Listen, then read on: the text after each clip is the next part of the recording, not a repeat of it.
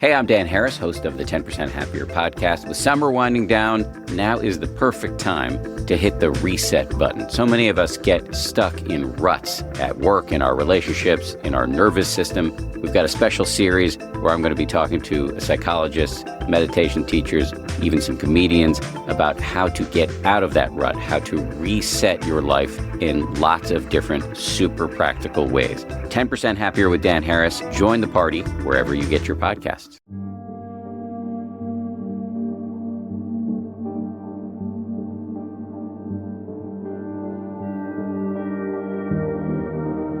Welcome back to the Secret Passage podcast. I'm your host, Dana Vespoli.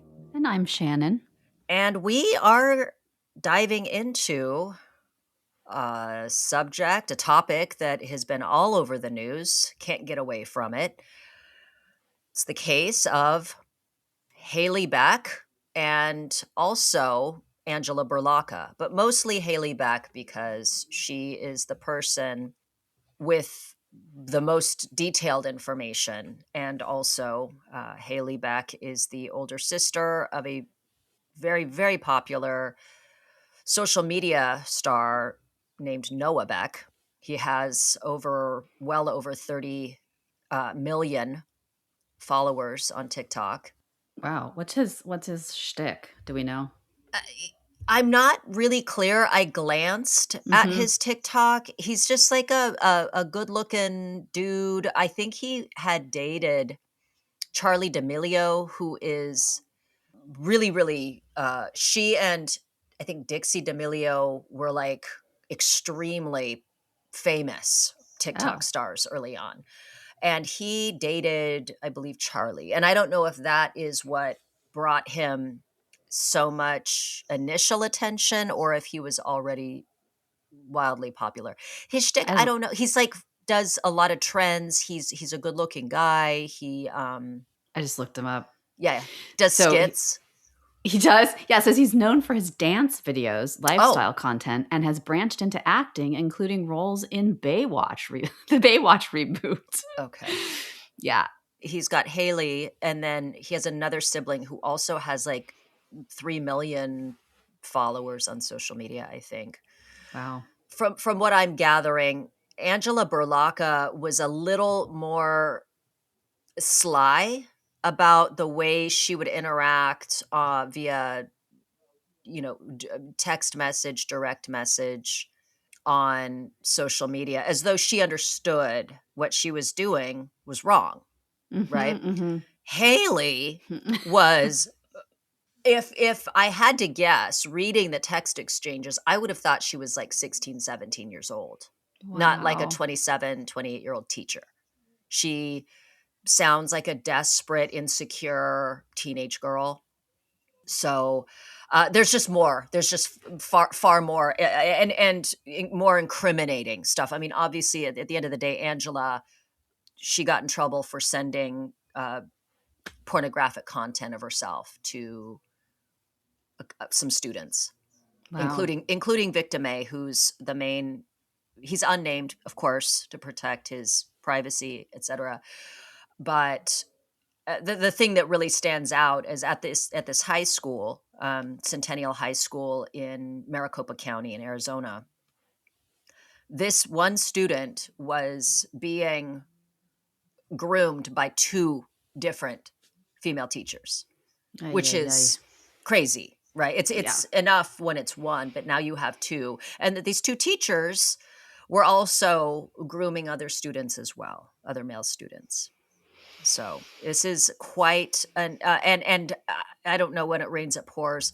There's so much content. There are so many cases coming to light now of female teachers sexually abusing male students as young as 10, 11, 12.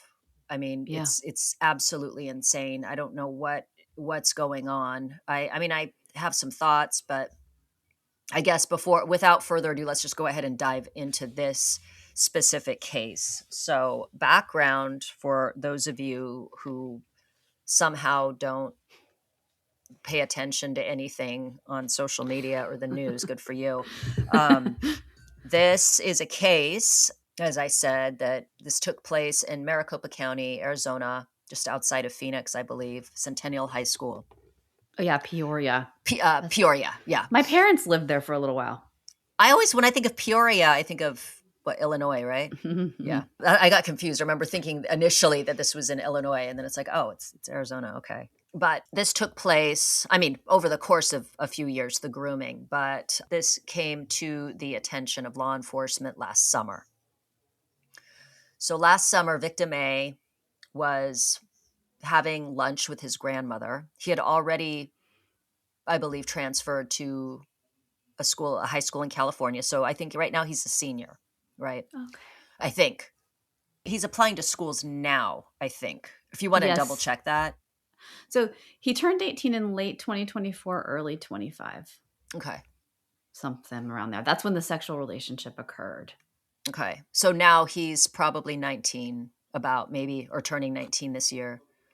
So anyway, he had transferred in his last year of high school to another school in California. So he left the state. And he was having lunch with his grandmother. And bless his heart, and this interesting relationship with the grandmother makes me think that she's like a mother figure, right? Mm-hmm. Well, she had some, I think in the end, she had better sense than victim A's mother and father, because she actually took action and contacted law enforcement after she found out that her grandson had been groomed and sexually abused. Basically, Haley Beck was abusing her position of power, and also the grooming that started before he was of legal age. Mm-hmm. But that she was being incredibly inappropriate with the grandmother's grandson, victim A. So she had initially, I think, spoken to the parents about it. The parents did not want to take any action. They were worried about taking action, that taking action would affect victim A's prospects with college recruiters, especially as he was a star football player and had high hopes of playing football professionally, playing football in college, etc. And so they didn't want to do anything that might put him in jeopardy. So I think the extent of it was they told him to stop having sex with Haley Beck. That was their advice. And I think also removing him from the school entirely and just transferring him out so that he could just go somewhere else and be away from her. So this was reported. But just before this, Angela Berlocka, I believe, had been reported already. Another victim, a separate victim, had the content with Angela Berlocka masturbating naked in the shower, moaning this other victim's name, which is so gross. She was like close to 50 doing this. So it's just absolutely revolting. This caught the attention of Haley Beck, who was then paranoid. And there was a text exchanges where she was like, what's going on? Like, talking to victim A, and victim A's like, well, Miss Berlocka is in trouble and all this stuff. And the police came to me to talk to me about it. And then Haley's like freaked out and, did you say anything? Is this, but it was interesting because Haley was less concerned about the heat kind of getting like dialed up on her, and more concerned about the fact that victim A was getting ready to move to California. Wow. This was just before he was moving to California. Did she know that his parents knew? Do we know? I don't know. Yes, they did. She did know. That's so gross, dude. I know. This is so wild. Do you want me to read this? Yes. Okay. So Haley Beck did know that victim A's parents knew. In text messages and statements reviewed in the police report, Beck showed awareness that the relationship was known or at risk of being exposed. So she expressed concerns about secrecy, jealousy, and potential consequences. One released snippet has Beck reacting to the possibility of someone turning them in, noting something along the lines of maybe a parent, but like his parents surely didn't. Something like, I don't know, I think she's saying like maybe a parent knows about it, but his parents surely didn't tell. I don't know. A football coach told police he had spoken with the student's father about Beck, including references to her brother Noah Beck and hush money, further indicating the family was involved in discussions about the situation. Wow. Okay. So I guess there was some hush money conversations involved. Yeah. Mm. I'm sure that Noah Beck probably just didn't want this to reflect on him at all, Of course. Yeah. Wow. So anyway, so Angela Berlocca resigned. Like she left, and I believe she also relinquished her teaching license, so she can no longer teach. Yeah, there was really she, requested an attorney, resigned. I think she wants to keep her. She's close to retirement as a teacher. Not really, actually. No, not close to retirement, but she has like a pension? Yeah. They might be able to take that. Sometimes they'll take those away if you do something that's disciplinarily wrong. Yeah. Whatever. Yeah.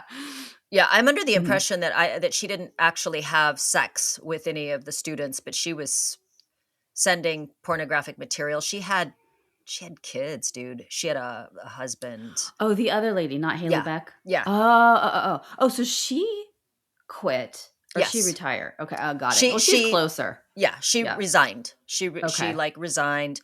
With Haley Beck, she was fired.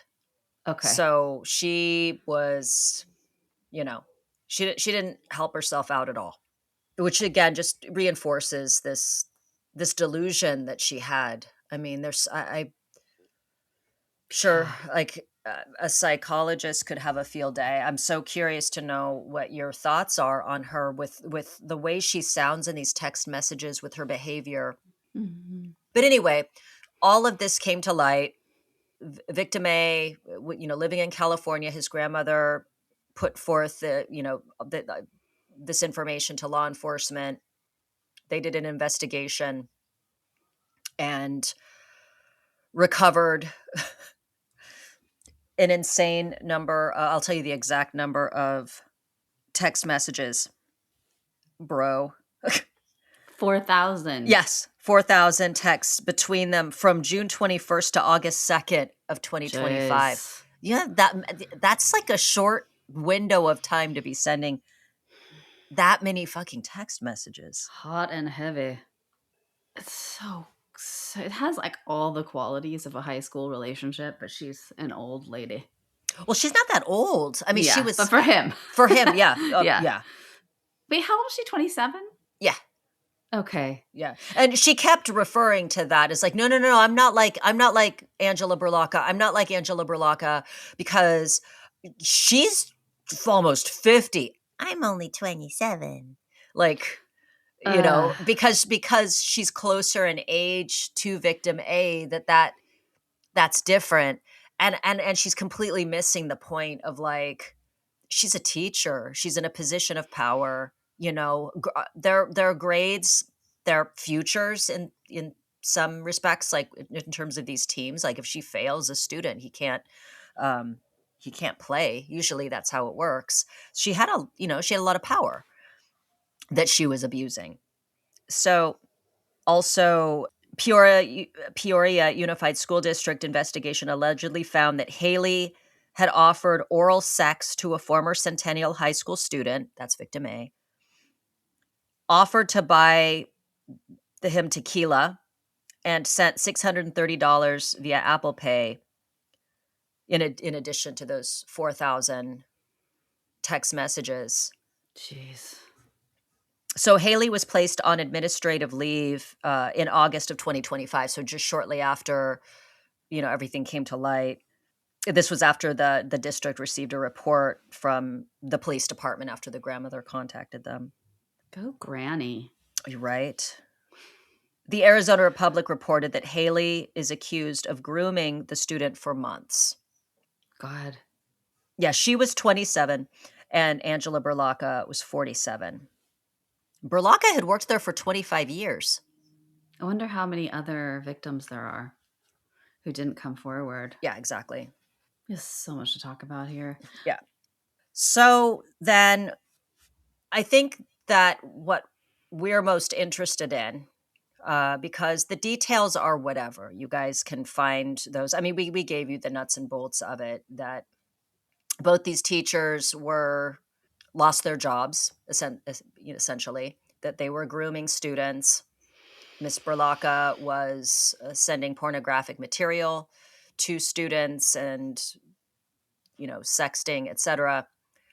And Haley Beck was going like full steam ahead, having out and out physically sexual relationship with victim A, and being inappropriate with other male students as well, mostly members of the football team.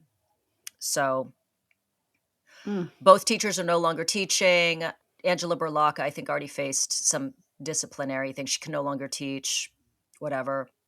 And Haley is facing possibly up to 2 years in jail if found, like, I'm not sure. 2.5. So basically the Peoria police recommended that one count of pandering, inducing another to engage in prostitution, a class 5 felony in Arizona, punishable by up to 2.5 years in prison and fines up to $150,000.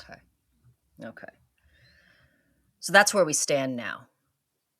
And so I think I find the most interesting in this is the student reaction to her, especially victim A.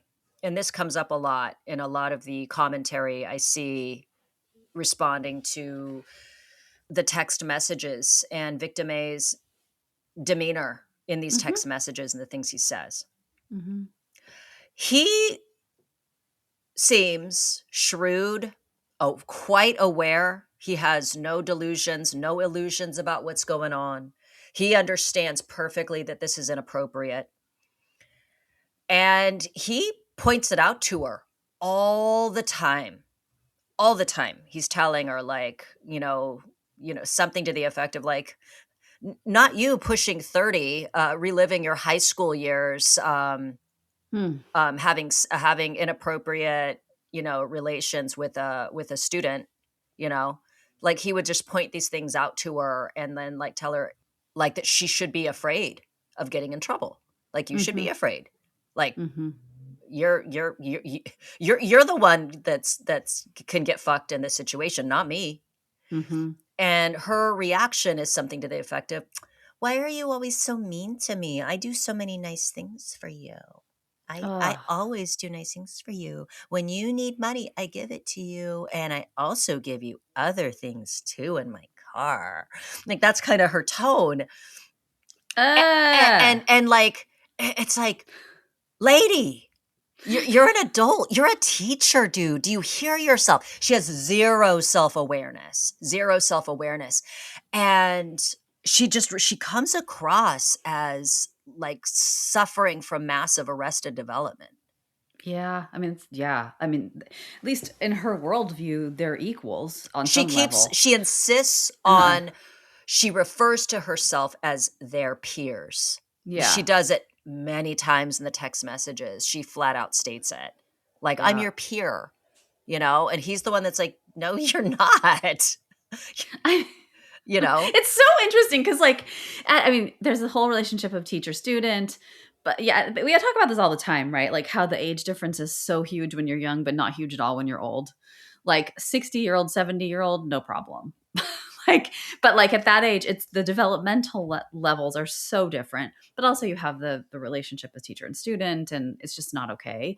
But it is like, arrested. That's the only, when I think about it, I'm thinking, like, what would allow for a person, what circumstances would have to be there that would allow for a person to make these moves?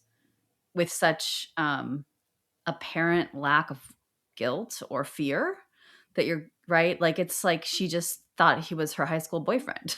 That was fine. Is it kind of, It yeah. really, that's what it seems like. I mean, she would pull up to these high school parties. There's this TikTok you can find where this guy's like, yo, Mrs. Beck just pulled up to this grad night party. Oh my God, dude, she's playing beer pong. Whoa, this is crazy. Yeah, she was fucking playing, she was doing beer pong.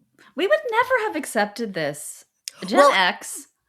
We can talk all about this. Yeah. But the students, it's like, again, that lack of awareness. She's pulling up, probably seeing herself as being just like them. And they're looking at her like she's an absolute freak, and they're laughing at her.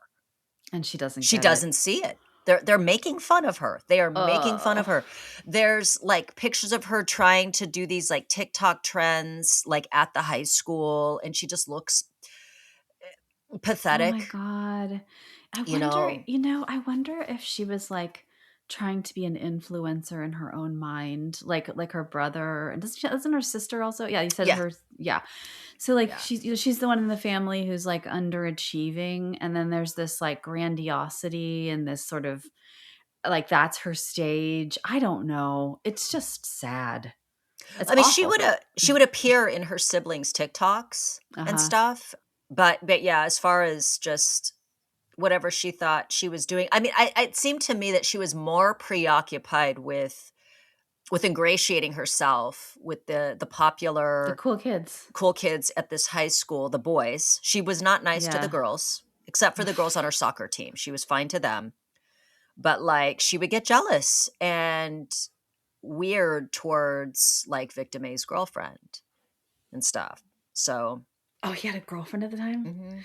So this is interesting because when you brought this up as a topic to do, I was like, oh my God. Like I feel frozen sometimes when I think about this, because a lot of like podcasts and ways of looking at this and ways of analyzing it are really focus on like the legal aspects, which we know so much more about. Like for me, the really interesting stuff is all the like intrapsychic and interpersonal and like the history of these people, that what led them to be, and we just don't have a lot of information. So that what ended up happening as we were researching was I just started, we can speculate as to what I feel every time one of these cases happens, I know there's a lot of anger and rage and that whole thing. But I'm like, we've been there, we've done that, we get it, it's gross what happened, like she abused her power. But the more interesting thing to me is like what you mentioned yesterday is like, look at the context they were in and what was happening within that context and how it sort of allowed that behavior to happen and keep happening until grandma intervened. Bless her heart. And, there are lots of things we can think about with Haley Beck, like what leads, like you said, arrested development, what leads a person to think they can do that and also get away with it, like a lack of like empathy maybe, or taking his perspective about what, like seeing herself as not destructive while doing something that could be totally destructive. Yeah, all that stuff is so much more interesting to me than like just the legal aspect of it. Yeah. The thing that really stands out to me that I find fascinating, and we did a whole episode on, quote unquote female pedophiles. Yeah. And like, how do you define a pedophile? Like, ooh, should we do the ebophilia thing? Tell people that now? Yeah. Do you want to explain to them the definition? Because when you throw a word like pedophile around, it's like in many cases, like for example, with Haley Beck, because again, we get into this whole idea of like the age of consent, and it changes from state to state, but it's not a classic case like the teacher that was recently charged with sexually abusing a 10-year-old, right? Yeah. A child, a child that has, and again, these are not appropriate. It's completely inappropriate. This is an abuse of power. There are a lot of, I'm focus a lot also on the other students that were in the class observing what was happening between Haley Beck and Victim A, because and how everybody was responding to that. Because they're seeing somebody that they're supposed to trust, that is supposed to have their best interest in mind, that's, you know, and they're watching her be sexually inappropriate in the classroom. Now, she didn't have sex with him or make out with him or anything, but she would get handsy. She would sit in male students' laps. She would hug him. It was very clear. And one of the students even said, like, we all suspected that they were having sex. And what that does to students who, depending on where they are developmentally, but like they shouldn't have to, you know, bear witness to that. They shouldn't have to see. It's so confusing, you know. And then you start to wonder, like, does this mean I have to do something? Is this about grades? Like, or even like adults will, like, the meaning they make of it, like adults that are supposed to be in this role that's looking after me will actually exploit me, or like all of the things, and then nobody will do anything about it. Like the teachers, the students weren't reporting it to the authorities. Yeah. All right. So just we hadn't made this clear before, and there are 3 different diagnostic criteria for people who have attraction to and act out on that attraction to kids or underage people. Underage, yeah. So one of them is pedophilia. The other one is hebephilia, and one is I think it's epipophilia. Ephebophilia. Anyway, so pedophilia, you're attracted to kids who are at least, oh God, this is so interesting. God, they're so specific. A paraphilic disorder, this is pedophilia, involving recurrent, intense, sexually arousing fantasies, urges, or behaviors involving sexual activity with prepubescent children. So specifically that's where I was thinking as well. So yeah, generally age 13 or younger, typically Tanner stage 1, with no or minimal signs of puberty. So hebephilia is a strong, persistent sexual preference for early pubescent children and adolescents, typically ages 11 through 14. Oh. So showing initial signs of puberty, so early breast development, pubic hair. So that would be those teachers with the 11-year-olds. It's interesting how they kind of fall neatly into these categories. Yeah. I mean, so ephebophilia, I think that's how you say it, is a sexual preference for mid to late adolescents, typically ages 15 to 19. Okay. Who are Tanner stage 4 and 5, blah, blah, who are approaching or have reached physical maturity but are not yet full adults. So then she would be considered a hebophile? It's ephebophilia. I think it's ephebophilia. And yeah, so that's not even classified as a mental disorder in the DSM. A phebophile. Yeah. Yeah. So that's, yeah. Because I was going to say, she very much targets the football team. Yeah. Oh my God. Jaron. Tim and I were talking about this. He's all, I wonder if there's a thing for people who are attracted to old people. And he said there is. There has to be. Gerontophilia, attraction to the elderly. Oh gosh, I think about those creeps that work in nursing homes that abuse the old people. That's my nightmare. I don't have kids. My nightmare is ending up in one of those and getting abused by some creepy orderly.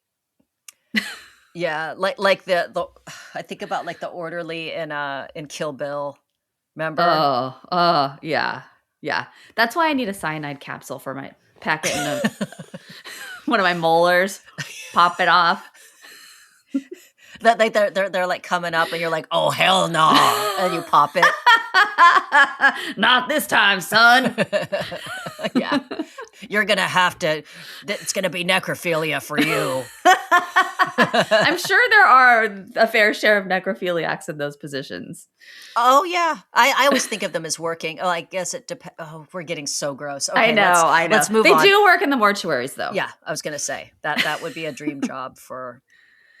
But this brings us to the real thing, which is people who want to abuse children will seek out employment as teachers and Boy Scout leaders and anyone that has access to children. Right. Yeah. Absolutely. I can't tell you the number of my romantic partner of many, many years Oh, my lover. I know. I'm like, My lover. I was telling him, I feel weird at my age saying boyfriend, I love boyfriend. but it also makes it seem like we haven't Yeah. been together for that long. Yeah. And then I was like, but I don't love her. It's such a funny lover. And I was like, I feel like I should. And then I was like, when I say partner, that I'm like, people are either going to think I'm speaking about somebody professionally or that I'm a lesbian. Or, oh my God, I said that to somebody once, my partner, and they totally thought I was a lesbian for like a while. And then, yeah. So I was like, I just feel like it'd be easier if I just say husband. And he goes, that's what I do. You know, because people assume we're married all the time. I mean, we might as well be. But anyway, he had a jiu-jitsu school for a decent amount of time. But in the world of jiu-jitsu, there have been situations where there have been coaches and owners of schools that have been in trouble. And that's just one thing. I mean, you hear about it, karate, you hear about fucking gymnastics. Hello, you know, the Olympic, American team with Larry Nassar, the team doctor, I think he was. He's in prison now. But anyway, it seems like there's such a prevalence. I don't know. I mean, I assume this has been going on for a while, but doesn't it just seem like it is ramped up with these teachers? Well, I wonder if people feel like they can report more now and it gets more like attention now. I don't know. But that article that I can link to, that one about like how it's shocking but not uncommon. We had like Mary Kay Letourneau. We had a couple people on our radar when we were growing up, but now it just seems like every other week I'm hearing about it. So I don't know if I don't know, but they say that it's probably a lot higher, the number of people who are reported, because there are so many that go unreported. Right. So what was that statistic? I wish I could find it. It was like, says, so the scope of the problem is larger than previously known, wrote reporter Matt Drange in an explosive 2023 piece for Business Insider. He obtained more than 800 disciplinary files from 85 school districts in 34 states, plus 3,700 teacher severance agreements. He also crunched data to find that at least 1,895 teachers had negative action taken against their state credentials from 2017 to 2022 for sexual misconduct. The figure, he noted, is almost certainly an undercount, as many states do not report details of why a credential was suspended or revoked. So I guess it's like 10% of what? Oh, here we go. The findings that do exist show about 10% of K through 12 students will experience sexual misconduct by a school employee by the time they graduate high school. But more recent studies put that at closer to 17%. And this is from that article, The Shocking Not So Uncommon Reality of High School Teachers Grooming Their Teenage Students, from Yahoo News. Okay. Wow. 17%? Wow. It's like, this is what I also thought about when we started talking about this. It's like, we turn our kids over. I don't have kids, but we turn them over to these people all day, every day, 5 days a week. And you have no idea what that person's background is really. I mean, you have no idea what they're capable of. And they do all kinds of other harmful things like shaming students or picking on them or, right? Right. It's just, I'm like, homeschool everybody. I'm just kidding. Yeah. It's crazy too, because so many of these teachers seem nice. Like, you know, you look at Mary Kay Letourneau's picture and she just looked like this kindly, I mean, very pretty teacher. And then, you know, you think that they're taking a special interest in your student because they see potential. And so you're proud of your kid. And then you find out that, you know, your 12, 13-year-old child knocked up the teacher. Ugh. Which was like, you know, that whole, the Mary Kay Letourneau case with Vili Falau is just tragic all the way around. I mean, tragic also, like she was a tragic character. She was. I also, I think she just had she had a very specific fascination with Billy Falau. I don't think it was a thing where she was like in love with a whole bunch of 12, 13-year-old boys. There was something very specific in the way she focused on him and had 2 kids with him. And like went to prison, violated her parole or violated the terms, I guess, of her parole, saw him again, kept putting herself in these situations where she's going to go back to prison. Yikes. She did it. But in the case of Haley Beck, I don't know how much of this is, how do I put this? It's she what she did was clearly predatory, right? It was very clearly predatory. She abused her power. But I think throwing this just out there, just based on the information we have, which isn't a lot. I mean, we have to kind of glean from the text exchanges and then from the police reports and also on witness statements about her behavior and her conduct and stuff at school. But I think she just saw herself.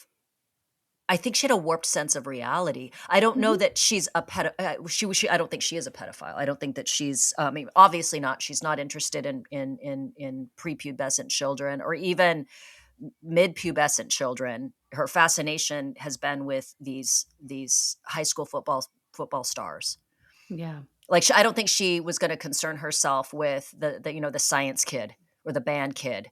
Or even the soccer kid. I think her fascination was in like these virile, like strapping young bucks that happen to be, teenagers, which again is super inappropriate. And I would kick her ass if she ever fucking pulled anything on any of my children. I would fucking kick her ass. But that said, it just seems like she saw herself as a high school student that was cosplaying as a teacher, Yeah, I mean, it seems like that's totally possible. I mean, I try to put myself, so I think about like, okay, what if this person walked into my consulting room and they told me what they did? I would sort of, fish around for what did that, I mean, it has to be in a way, right? I don't think she felt like she was harmful. No, because the difference between her and Angela Berlocca, like even just looking at their messages is, and I understand that Angela Berlocca was basically twice Haley's age, but Angela seemed to clearly understand that what she was doing was wrong and that she had to tread carefully, even though she fucking slipped up and was sending. She's like being so careful in the way she speaks, and then but she didn't show her face. I think that's what it was. But then you could see her tattoos and stuff. God. So she was at the end of the day, she was stupid, but she seemed very clearly understand that she had to tread carefully with the way she spoke via text message. Haley did not. Haley straight up says things like, OMG, I totally feel like I'm soliciting you for prostitution. Ha ha ha ha. That like whatever it is she says, where she flat out says like, oh my gosh, like, I'm totally basically treating you like a hooker. And she's texting this to him. And so that's the thing. I mean, here, the telling thing to me is that if she showed up in your consulting thing to tell you what she did, she'd probably talk like this.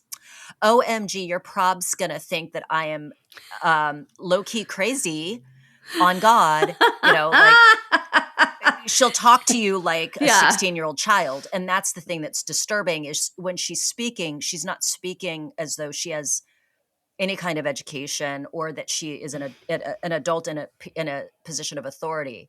Well, she's going to their parties. I mean, pulling up to their parties, playing beer pong. There's some pictures I saw too, like that kids are like posting of like, this is how she stands when she's in the classroom. And she's like leaning over one of he looks like an athlete. I could be wrong, but this dude's desk, and she's like got her boobs pressed up and her ass sticking out. Like she's like bending over the desk with her elbows in this really inappropriate way. It's so grandiose. It feels like, like it's her, she's the star of the show. She's the star. It's like 90210 and she's like the star. Right. She's Kelly. Yeah. Yeah. Or Brenda. Yeah. I mean, you want me to like read some of this text? Yes, let's read some texts for everybody. Okay. Well, okay, I asked for the most racy ones we could find. Right. So there's a transactional one, right? So she sent him $630 in a matter of a couple of weeks. So one caption on a $29 transfer read, "This money exchange just felt like straight prostitution." And then the student reportedly called her sugar mommy. "Hey, sugar mommy, nice to hear from ya at the perfect time." Beck replied that she didn't like the title because it made her feel used, adding something like, "If I cut you off from the money benefit from all this, I really fear you would never speak to me." Oh boy. So then there's like, yeah, pretty much. The sexual references. So Beck wrote, "You could always just get your nut off with me." Dude, who talks like that? I know. "Just call me if you're feeling crazy." Oh God. Then she said something like, "My period started, but I can still use my mouth." Ew. Bro. And then she said, on. I can't even go. Want me to read more? Kind of. Okay. So she says to him, the student says, "Just trying to get my dick sucked, so you let me know." And then the next day, then she said she was on her period. That's what she said. Okay. So she said, "Balls licked, dick sucked, let's run it," in response to the student wanting his balls licked. Dude, oh my God. Let's run it? Like, yeah. Come on. I know. I swear. She's like, this is just reeks of like, I want attention and I'm living in some delusional fantasy world where I don't know. But really, you think about it, I don't know. She put herself in proximity to these kids and they're like, I mean, I don't know. It's like, is this the only thing she felt like she could get? Like she couldn't have an adult relationship? Well, supposedly she had a boyfriend who was in law enforcement at some point during this. Oh God. Yeah, that's what, I mean, Victim A says that. He's like, "You're the one who's blah, blah, blah, blah, blah." And while having a boyfriend in law enforcement or something like that. So at some point in their involvement, she was dating somebody. Oh. So she had adult relationships.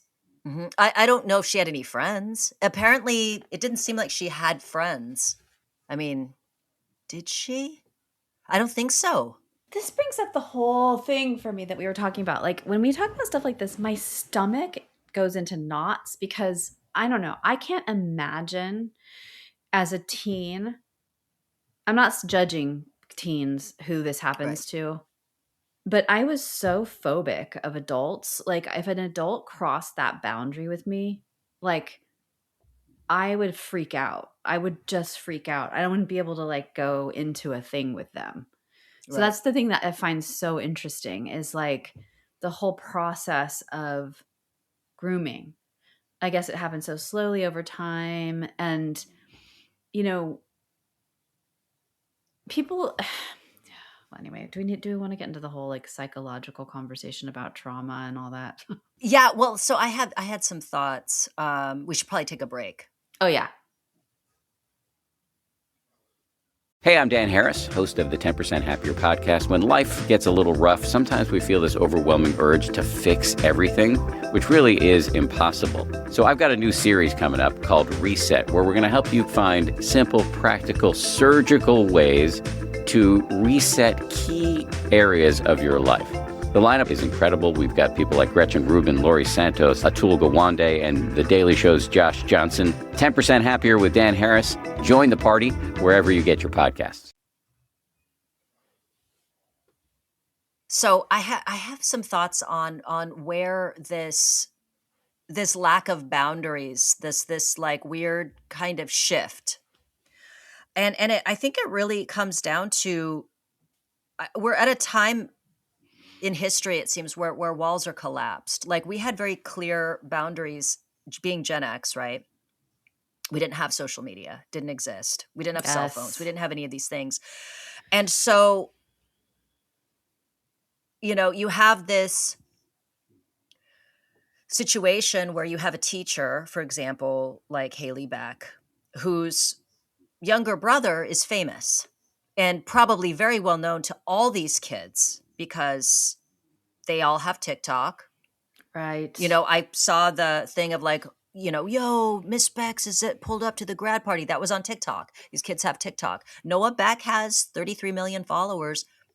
Some of those students probably follow him. And then they find out that their teacher is his older sister. They see that she's been in a lot of his TikToks. He would post members of his family in his TikToks, including a really disturbing video with his mother, but that's a conversation for another day. Weird family. Not too surprised that Haley Beck is weird.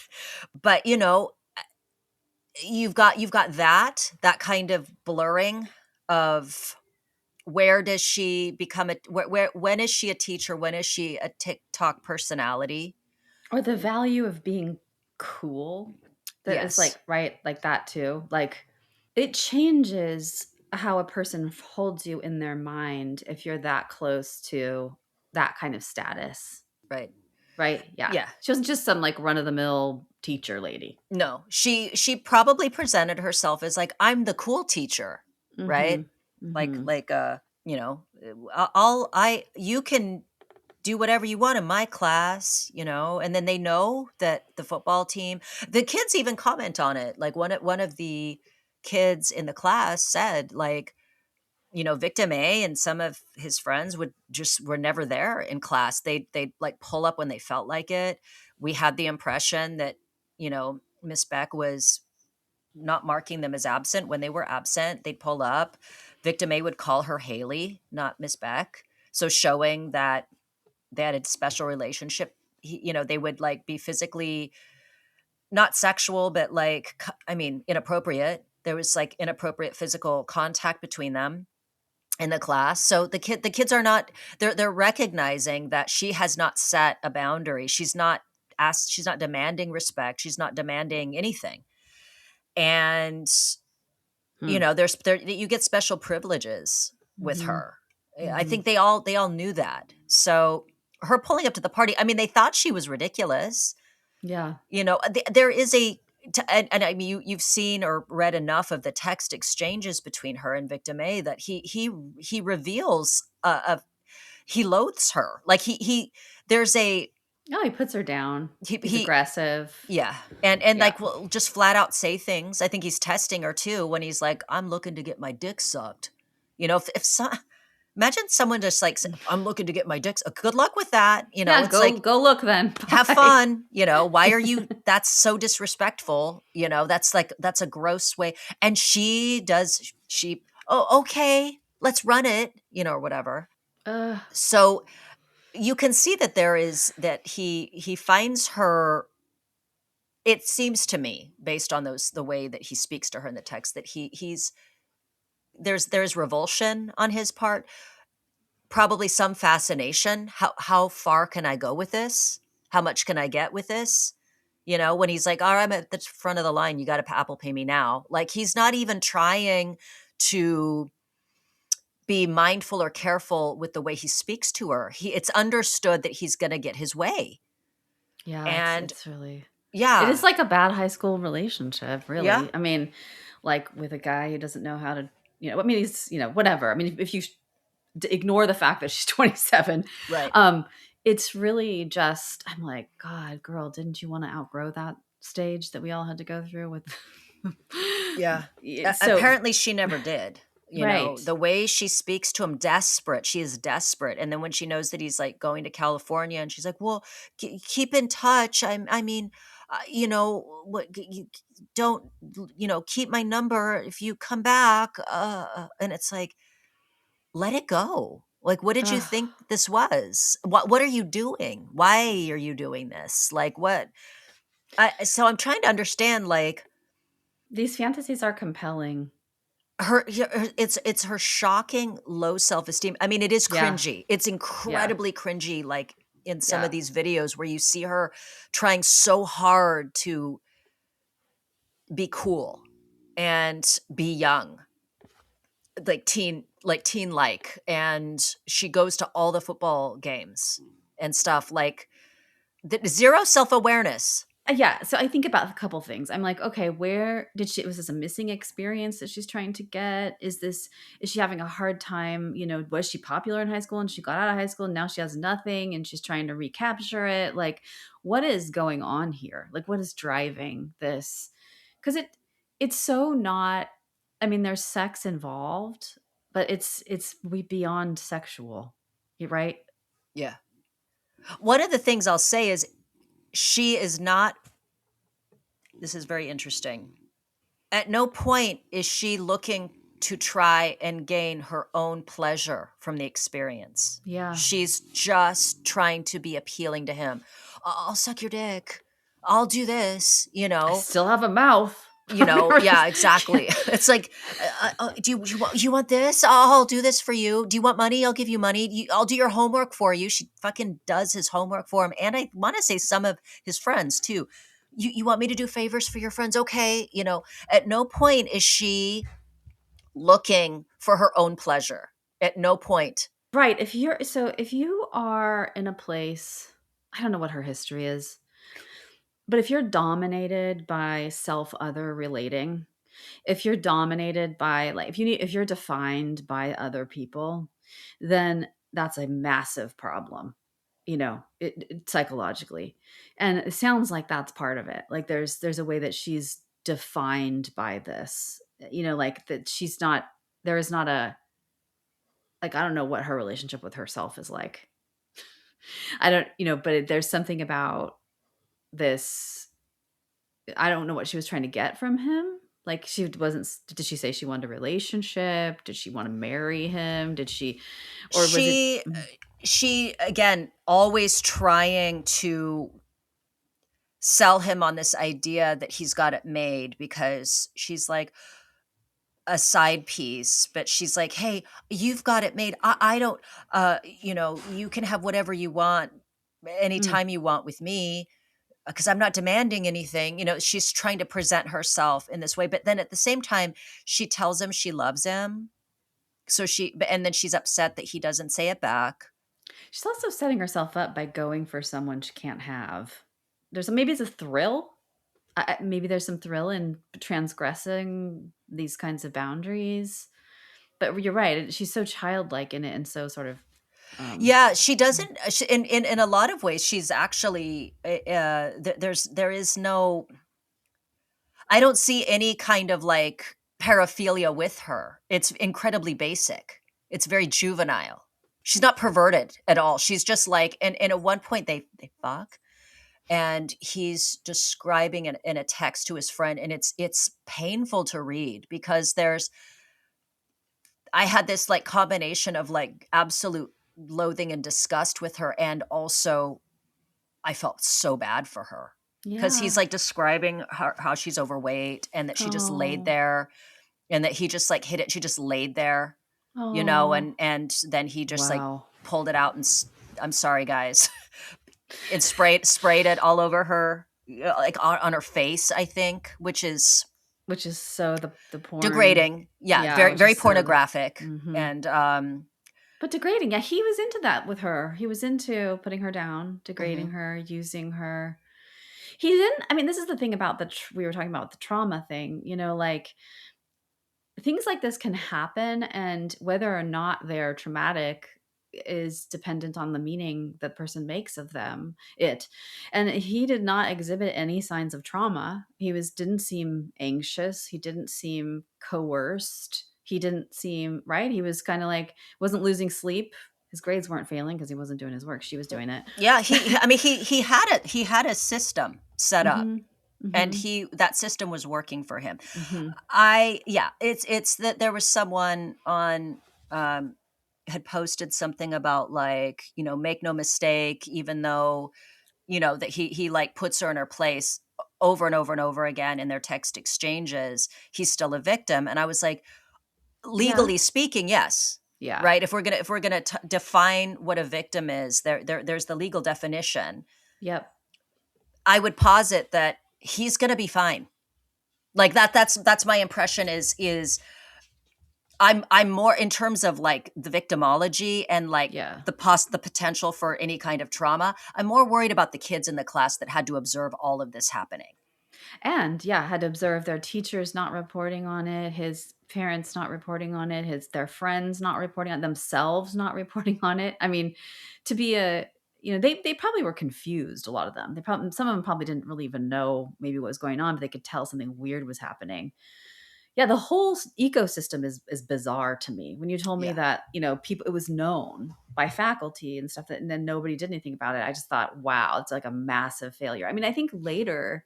Well, I wonder how much of this was also like the bystander effect of like Mhm. a staff or a teacher or students worrying about the popular star football player's future if he gets in trouble, or worried about themselves, or worried about just not or someone else I'm sure is going to say something. Someone else can deal with this. Well, he wasn't evoking. So this is the thing, like, we evoke things in each other, right? Like, we're kind of like responsible in some ways for each other's nervous systems, right? I can make a weird face. I could do something in this moment that would scare you and it would change your heart rate, right? Like, it would Right. change the chemistry of your blood. It would so he was not giving out signs that he was in distress. And so I think maybe that also kind of lulled people into this weird, I don't know what the hell's going on. It's not my business.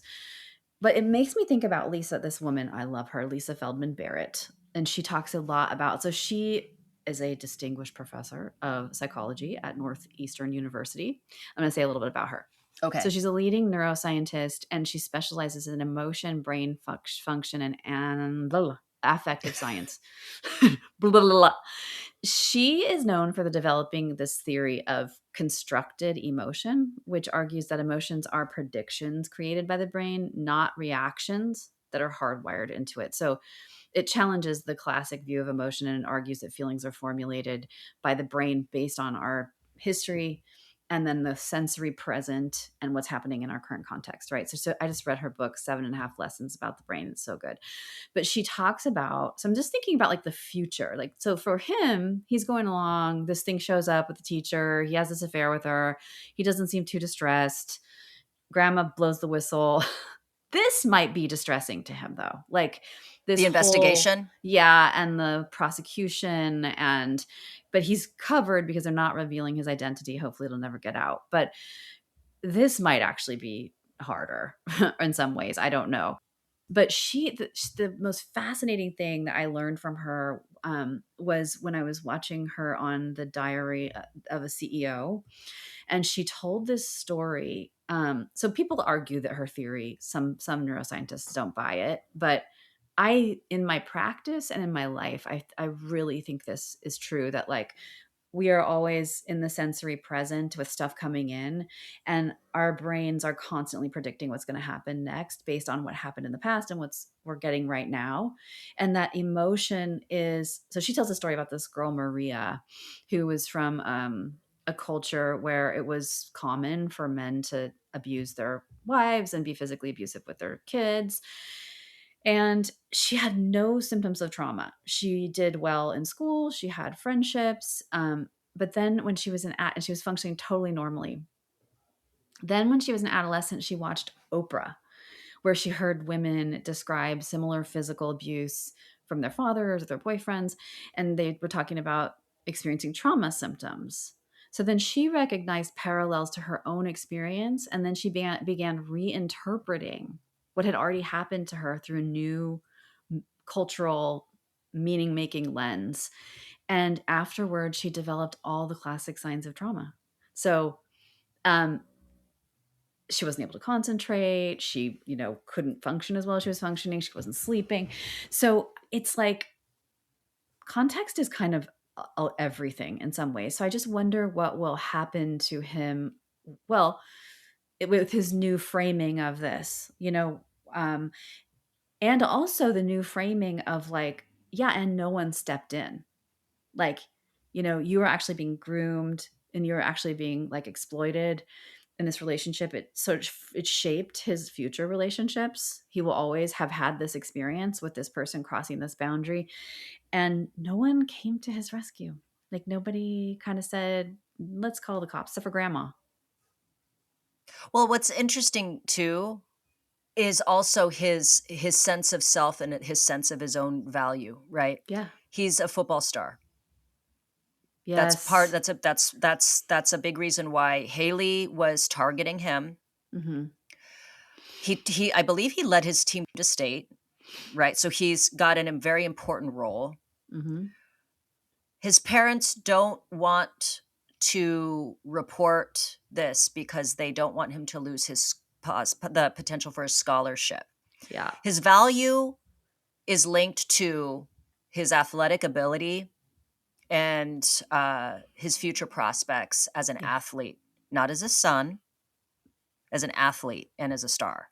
And not as a student who should be protected from, right. Like no one was protecting him. Right. And maybe he didn't feel like he needed protection, but like a lot of kids will grow up and look back on it and go, "Ugh, that was not, I just didn't." Yeah. Yeah. Well, but it's interesting that the person he told his grandmother, I find that interesting. I know. Maybe his grandma is the only one that ever had his back. And that's why he told her.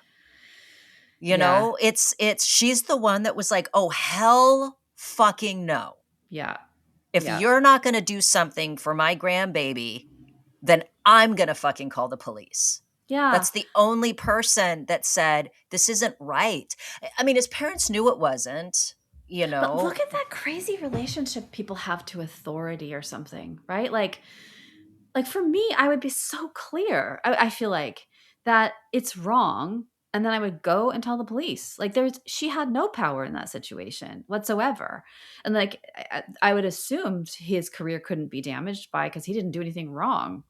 But it's interesting that people are so afraid of like, right, his conduct or something that like as a victim, his conduct could be used against him. Yeah, I'm not clear if they were worried that Haley would flunk him. Mm-hmm. You know, because, or that it would come out that she had done all of his assignments for him. So then that makes them null and void. Like, I'm not sure. And I will give them that they at least took him out of that school. Yes. But I find it strange because my impulse as a mother would be to go kick the fucking ass of the person that was texting and having sex with my kid. Like that's like, that there is like an intense feeling of like just rage that I would have. I wondered if too, like his hesitation about reporting it and the parents' hesitation was that they feel like he's culpable in some way, like that they feel like he's actually guilty. Like, that he's a Lothario. Like, who knows what? Like, again, we have no choice but to just speculate. Like, I'm not clear on even like his family's like socioeconomic kind of status. If there was like issues or just anxiety towards police because of systems. Like one of the systems that have like that they've struggled, that they've, you know, that they don't put a lot of they feel like law enforcement isn't going to actually have their backs. Like, I have no idea. Like they could have a very good reason for not like going to law enforcement. Maybe for them it's like, we're just going to take him out and put him in a different school. That's the best shot. I mean, especially if he wasn't suffering. Like if he felt like he wasn't really suffering and he was just like, you know, they might be like, well, let's just get you out of there then. Like versus apparently the mom did say, or like, the parents were just like, I don't know if the parents were still together, but both the parents agreed that going to law enforcement was not an option. And that it primarily had to do with worrying about their sons' like prospects and stuff with scholarships and all that. You would have settled it out of court. Fuck that. Oh man. I would be like, you know, coming out from behind her car, Haley Beck. No, seriously, my dad would have kicked the shit out of somebody if they'd done that to me. Yeah.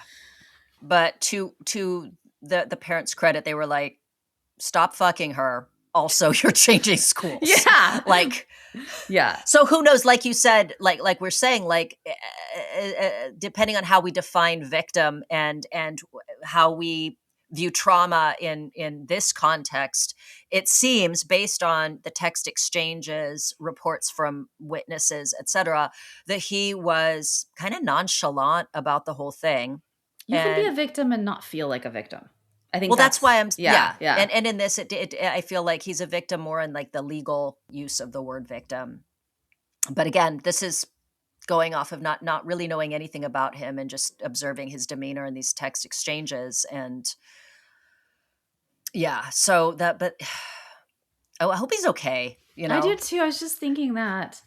Like, I could watch him be like, I'm fine. I'm having sex with all my professors. So no, just kidding. I'm acing it. I am a football star in college and I'm acing all my classes. And I got my system handled. Yeah. I hope, that's the thing I always hope is like, that he somehow didn't feel, well, whatever happened, this is part of his experience. And I just hope that, given what has happened, it's weird. If a teacher had come on to me in high school, that would have traumatized me. I would have been like, whoa, so uncomfortable. But for him, he didn't have that reaction, but like he might later, but he also, this is just now part of his experience when it comes to human relationships. And I hope it doesn't haunt him in his sexual romantic relationships with people. Yeah. He could benefit from some therapy for sure. But I'll tell the weird story from my high school experience. Yes. So when I was in high school, I went to a performing arts high school, and we had dance and theater and television production and stuff at my school. Mm-hmm. And there was a male dance teacher that we all knew and loved him. He was very cool. He had choreographed a couple pieces for the dance company that I was in, and he was well known and well liked. Mm-hmm.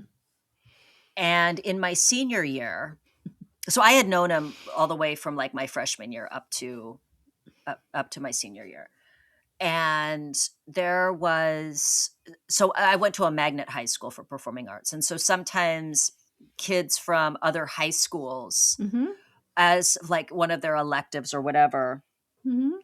could take dance or theater at my school. And there was a girl who did that. Mm-hmm. And she was also in like she was one of like this, was she an actress or she was one of the singers, I think. We did a musical of The Wiz mm-hmm. my senior year of high school. I wasn't in it, but some of my friends were.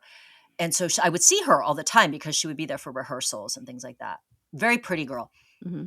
But I found out that she was having a sexual relationship with that one dance teacher. Damn. And so, and it's funny because I was like, really? And everybody's like, yeah, she totally is, blah, blah, blah, blah, blah. And I was like, oh. And then I remember just like trying to work out the logistics of that. Mm-hmm, and I was like, mm-hmm. okay, I get, oh yeah. Cause he, I think was one of the people choreographing for the musical. Mm-hmm. And so that's probably where she would have had interaction with him. No one reported it. No one said anything about it. I didn't say anything about it because I kind of just didn't. And I know I said this to you yesterday. It's I don't know if it's because I went to a performing arts high school and things were just kind of more fluid. I remember getting stoned with one of the modern dance teachers at like it was just, this is kind of, we party here. Yeah, because it was a dance teacher. Yeah. And not an academic teacher. And he would kind of come and go. Like you'd see him, choreographing for like shows, but then he also had taught a class. I was never in one of his classes, but I worked with him with the company. So I just didn't feel one way or the other about it. It was more like interesting. Mm-hmm. I do know that some of the kids were mad at her, but not at him for this happening. And I think that's more of a misogyny thing. That's so like. Do you know what I'm saying? She seduced him. Yeah, exactly. 'Cause she was sort of like an outsider. She went to a different school, and then she's coming to our school, and then she's having sex with him, and like that somehow. Oh yeah, she did. One. She seduced him. She had to have done something. Well, interestingly enough, fast forward several decades, and he got in trouble for sexual misconduct. Not for this, but for other stuff. So this was like, he was like a repeat. This was a thing for him. So it wasn't like just he met her, she met him. They had this thing. This was. I bet that's a rarity. I bet it's really common that it's repeated. Yeah. Right? Yeah. Ugh. But no, I get it. In high school, I might have felt differently. There was a teacher we had, Jeff Winger, Mr. Winger. He was our math teacher, and he owned an art gallery in Sacramento. Ooh. And and he was like cute, and he was good looking, and we were all sort of like, ooh, Mr. Winger. But if Mr. Winger was so appropriate and it made him more attractive, yeah, I guess it would have brought up a lot of feelings probably for me if I had known he was sleeping with someone. But I don't know if I would have said anything. The only thing that I ever happened at my schools was there was a teacher in 6th grade that people said touched girls, and they touched a girl on the back. Well, this is the thing. He put his hand on a girl's back and touched her bra strap. So he had a reputation for being a pervert. I don't know if it was an accident or if he didn't get arrested ever, but I played a trick on my friend Tobias when we were in 8th grade. Speaking of math, so we had math together, and his desk was in front of mine, and our math teacher, Mrs. Humphrey, she would lose her shit. Like she would like scream and like swear in class when she would lose her temper. It was hilarious. But anyway, so she was going around, we were doing our work. And so she would go around and like check, is everything good? Okay, you got that. And so she would come, but she'd put like one hand on your desk like this. And then the other hand was like behind her back. And she'd be like this, right? So she does that to me. And then she goes up to Tobias's desk and she's like doing that. And so she's looking down at his paper and at him. And she's doing this. So I take my left hand and I start rubbing his back. And I can see his profile and he's like looking at her, but he looks mildly distressed as she's talking to him. And then she walks past him and then he turns around and he's like, did you see that? And I'm like, I know. That's so creepy. And he's like, and then I told him it was me. That's so great. I know. I was all right, but that's the response you would expect, right? Horror. A teacher, yes, abject horror. Yeah. Oh. Anyway, all right, kids. Mama has to go. All right. So to wrap this up, your thoughts. Please let us know your thoughts, and as more information comes out, we'll discuss it maybe moving forward. But as it stands, we don't know how Victim A is doing. Probably okay. Hopefully he's in school. And I mean, I hope he's okay. I hope that no matter what, I mean, he can't delete that experience. So hopefully he will grow and learn from it and not have problems in his relationships with other humans going forward. Yeah, and then I hope the kids at the high school, man. I don't know if we need to have more stringent hiring practices or like I don't fucking know. But I think we need to make grooming gross again. Make it disgusting. Like, right? Make older teachers making sexual advances at you not cool. Like, right? Like I feel like if they were in a culture at that school where that was totally frowned upon and it wasn't a hardy har har kind of joke, that he would have never done it probably. Well, like his friends would have shamed him for it or like, right? Well, and then we get into the whole pornification of our culture. Yes. I'm sorry, but like, yes, that we have sexualized, teacher student kind of relationships. There's movies and TV shows about it that kind of almost glorify it, that make it feel like sexy and forbidden. Yeah. And he even references porn a couple of times, not porn scenarios, but he's like, you've got, you're like a porn star without the porn star body, is what he says to her, which seems to indicate that, he's probably consumed a fair amount of porn. And a popular niche is like the older female teacher and the younger male student. Yeah, I feel like So- that's maybe the difference generationally, is like it was That too, not yeah. normalized for us. It was not at all. It was so outside of the realm of what is normal and appropriate boundary wise that it inspired terror. It evoked terror. Now it evokes like maybe like titillation or excitement, or it's not so taboo.